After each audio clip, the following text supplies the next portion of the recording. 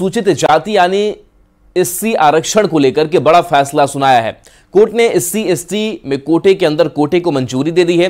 राज्य सरकारें अब अनुसूचित जाति यानी एससी के रिजर्वेशन में कोटा दे सकेंगी। हालांकि कोर्ट ने कहा कि राज्य सरकारें मनमर्जी से फैसला नहीं कर सकती।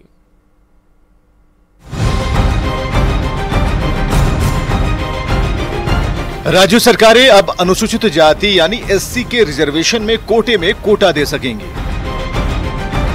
इसे लेकर सुप्रीम कोर्ट ने गुरुवार को बड़ा फैसला सुनाया है। कोर्ट ने 20 साल पुराना अपना ही फैसला पलट दिया है। तब कोर्ट ने कहा था कि अनुसूचित जातियां खुद में एक समूह हैं, इसमें शामिल जातियों के आधार पर और बंटवारा नहीं किया जा सकता। ताजा फैसला सुप्रीम कोर्ट की 7 जजों की संविधान पीठ का है, जिसमें कहा गया है कि अनुसूचित जाति को उसमें शामिल जातियों के आधार पर बांटना संविधान के अनुच्छेद 341 के खिलाफ नहीं है। कोर्ट ने कोटा को मंजूरी तो दे दी है, लेकिन अपने नए फैसले में राज्यों के लिए जरूरी हिदायत भी दी है।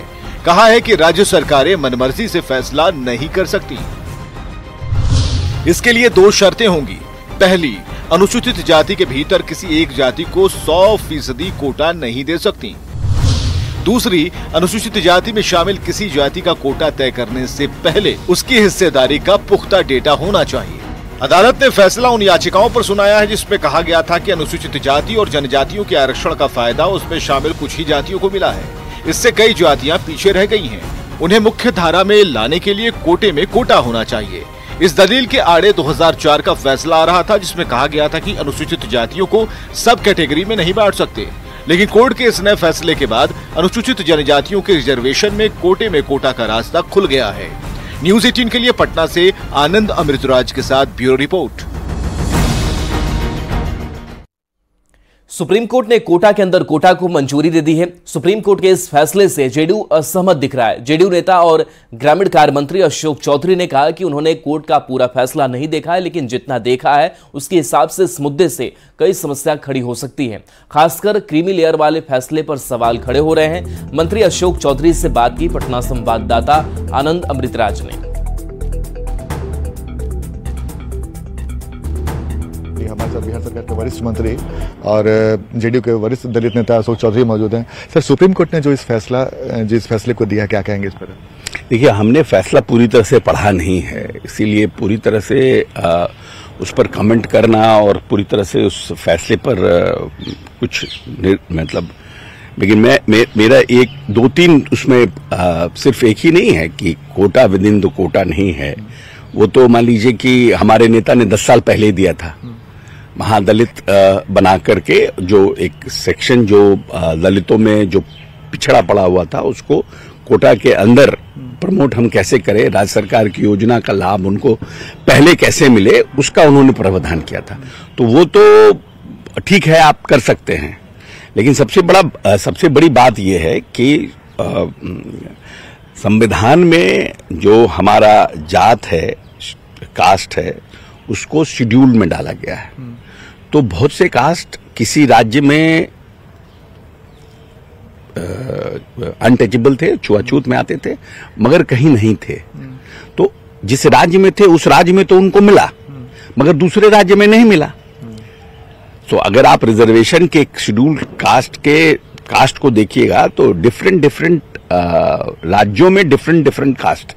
तो जो सुप्रीम कोर्ट ने क्रीमी लेयर की पहचान कर उन्हें बाहर करने की जो बात कही है, तो इस पे आप लोगों की राय क्या है? ये जेडीयू की राय क्या हो सकती है, आपकी राय क्या हो सकती है? देखिए, मैंने कहा ना कि मैंने पूरी तरह से, जब तक कि फुल फ्लेजेड हम पूरी तरह से कहा कि वो काफी लंबा जजमेंट है, तो उस जजमेंट को हम पूरी तरह से देख नहीं ले, एनालाइज नहीं कर लें, तो मेरा इसमें या पार्टी की तरफ से मेरा कमेंट करना हमारा उचित नहीं होगा।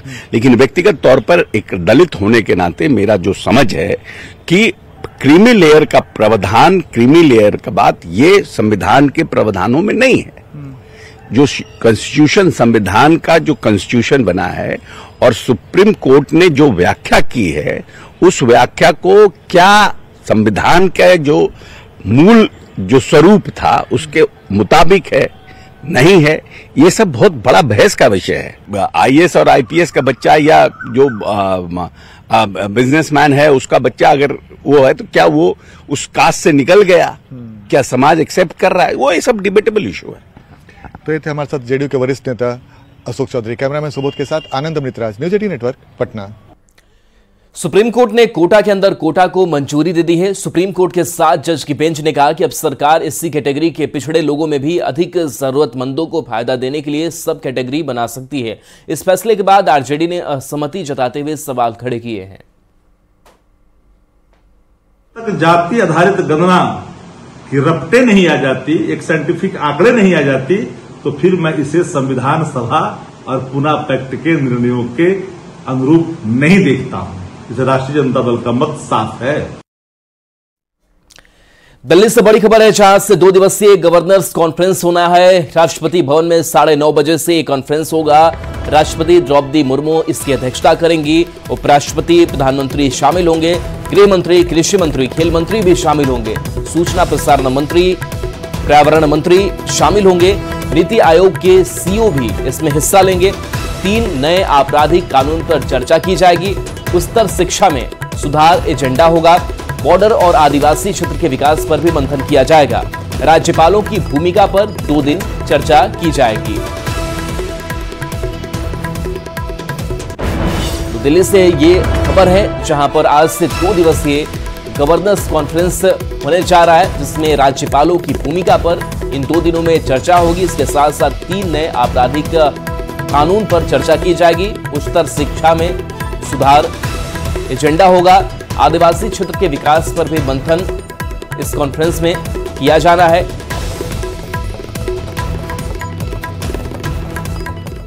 बिहार नगर पालिका संशोधन विधेयक 2024 के विरोध में पार्षद अब आर पार की लड़ाई के मूड में हैं। पटना नगर निगम में सीता साहू की अध्यक्षता में मेयर की बैठक हुई और सरकार से हर हाल में अपनी मांग को मानने और नहीं मानने पर कोर्ट जाने का निर्णय लिया गया। बैठक के बाद मेयर सीता साहू ने कहा कि हम लोग जनता के मतों से जीत कर आए हैं। सरकार या विभाग हमारी मांगों को नहीं मानेगी तो हम लोग कोर्ट की शरण में जाएंगे। आईएएस अधिकारी संजीव हंस को ऊर्जा विभाग के प्रधान सचिव पद से हटा दिया गया है। आय से अधिक संपत्ति अर्जित करने के मामले में उनके खिलाफ ईडी जांच चल रही है। सामान्य प्रशासन विभाग ने इस संबंध में गुरुवार को अधिसूचना जारी की। उन्हें सामान्य प्रशासन विभाग में योगदान करने को कहा गया है। उद्योग विभाग के अपर मुख्य सचिव संदीप पौंडरी को ऊर्जा विभाग के अपर मुख्य सचिव और बिजली कंपनी के सीएमडी का अतिरिक्त प्रभार दिया गया है। गोपालगंज में गंडक नदी का जलस्तर घटने के बाद नदी ने विकराल रूप ले लिया है। अहिरौलीदान विशुनपुर तटबंध पर नदी का तेजी से कटाव हो रहा है, जिससे आसपास के ग्रामीणों को काफी परेशानी हो रही है। कटाव की जानकारी मिलने पर जल संसाधन विभाग ने तटबंध को बचाने के लिए फ्लड फाइटिंग का काम शुरू कर दिया है। बिशंबरपुर बांध पर नदी कटाव कर रहल बा। गंडक नदी बहुत खतरा में डाल रहल बा। हो सकता रात में बांध कट भी सकता, इ पर कोनो ध्यान नहीं है। गोपालगंज में गंडक नदी का जलस्तर कम होने के बाद अब तेजी से कटाव हो रहा है। कुचायकोट प्रखंड के अहिरौलीदान से विशुनपुर तक जाने वाले तटबंध पर गंडक नदी से कटाव हो रहा है। नदी का कटाव रोकने के लिए जल संसाधन विभाग के अभियंता फ्लड फाइटिंग में जुटे हुए हैं। गांव वालों का कहना है कि नदी के कटाव से विशंबरपुर गांव में तटबंध पर खतरा बढ़ गया है। बिहार में शिक्षक बहाली भर्ती परीक्षा के नाम पर अभ्यर्थियों और उनके अभिभावकों से ठगी किए जाने का मामला सामने आया है। बिहार लोक सेवा आयोग की शिक्षक नियुक्ति प्रतियोगिता परीक्षा यानी TRE 3 में पास कराने या फिर कम अंक आने पर उसे बढ़ाने के नाम पर लोगों से पैसे की उगाही की जा रही है। परीक्षा में झांसा देने को लेकर साइबर अपराधियों का गिरोह एक्टिव हो गया है। आर्थिक अपराध इकाई ने इसे लेकर लोगों को ऐसे शातिर ठगों से बचने की अपील की है।